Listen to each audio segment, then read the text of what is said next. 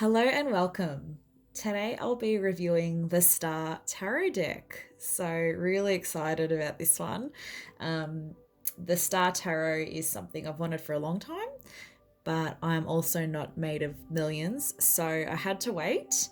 But I am so glad I did, and so glad that I purchased this. So, we'll just look at the beautiful packaging. Thanks, Kathy McClelland, for creating such a beautiful deck.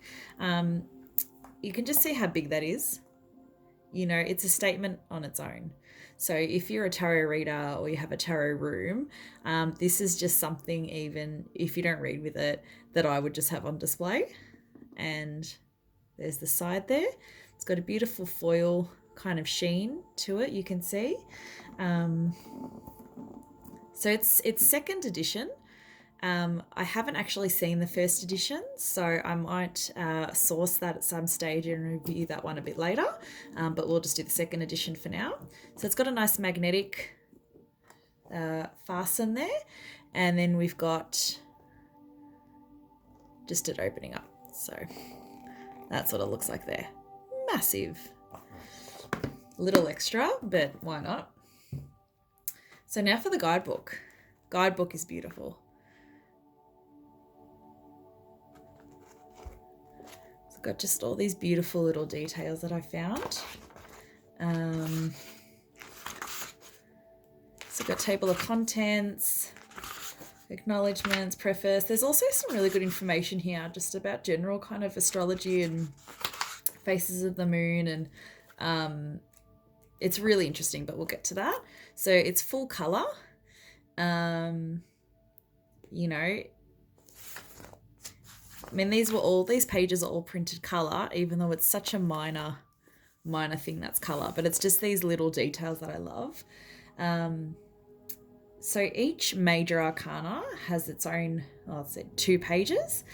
So it talks about the actual card. So for example, the Fool, and then it will talk about the symbolism. So for example, it says here, the crystal he holds, the 8-pointed star, the butterfly, staff, etc. Really, really incredible amount of detail there. So we'll just skip to the minor arcana. How pretty is that? You know, a little bit about minor arcana. What else have we got? So lunar cycle and aspects. You know, talks a little bit about astrology in here. So, and it's also written so it's very easy to understand. Gives you information about the suits and what star sign they're connected to. General information just about the ace. You know, and I'm assuming it'll be, can't remember if, you know, general information about the 2s. So, you know, you've got Ace of Swords. Oh, the 2, yep. So, you know, a bit of numerology in there, but it's so much information, but I feel like it's not daunting. The 4, and then 4 of Wands, etc. So I won't go through the whole thing, but lots of information there. Oh, this is really cool. So finding your lifetime birth personality and soul card in the tarot, and then it gives you little sums you can do. It's just all these little extra, you know, tidbits that the author has thought of, I think are really fantastic. And, you know, you can buy a lot of tarot books, and tarot books are fantastic, but this information here, you know, it's not just specific, I don't think, to this deck. Like, this is for everybody. So it's a real investment, this particular deck. How to determine your yearly growth symbol. Like, that's amazing. The Emperor as a lifetime personality symbol. So much information in this book. Yearly growth symbols. You know, just a really beautiful about the author.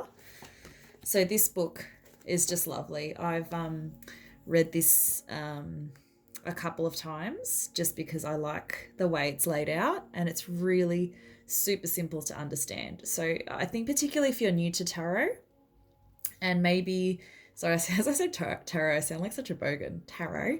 So if you're new to it, you will find this deck, I think, easy to use because the guidebook is just so fantastic.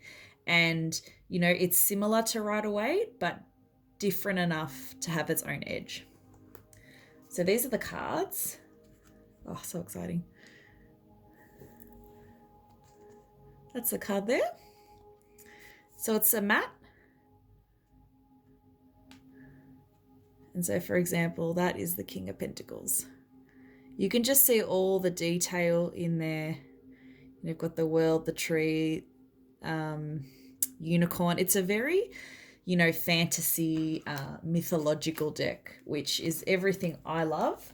So, I forgot to show you this. So it's got this beautiful gold sheen because, just the level of detail in this, stunning. They're also, all the cards are, as they are, with pentacles, with wands, with major arcana symbols. Like, look at that 10 of Pentacles card. It's just so fantasy driven. It's like, it's this different, you can really tell that the illustrator and the author have just thought about this different world and have incorporated a lot of fairy tale themes in here, but it's not kiddie, it's just beautiful. You've got your beautiful 10 of Cups, 2 of Cups card, which is just phenomenal. The cards are also, they're really nice to move around. They're a bit sticky at the start, so you'd have to individually go through them just to kind of loosen them up a bit. But just in terms of how they feel, really, really nice. Such a beautiful card. Such a beautiful, beautiful card. Everything in here, their version of the High Priestess, just different, but also, easy enough to read. This is one of my favorites. I'm going to say that about every damn card, but really, Ace of Cups. Anyway, so all in all, it's not worth it. Kidding. Of course it's worth it. It's beautiful. It's, just even doing that, and just how that gold sheen looks. So I feel like, if you ever want to impress a client, it's just, there we go, All right, well, in summation, great deck, worth it, a bit expensive, but definitely worth it in my opinion.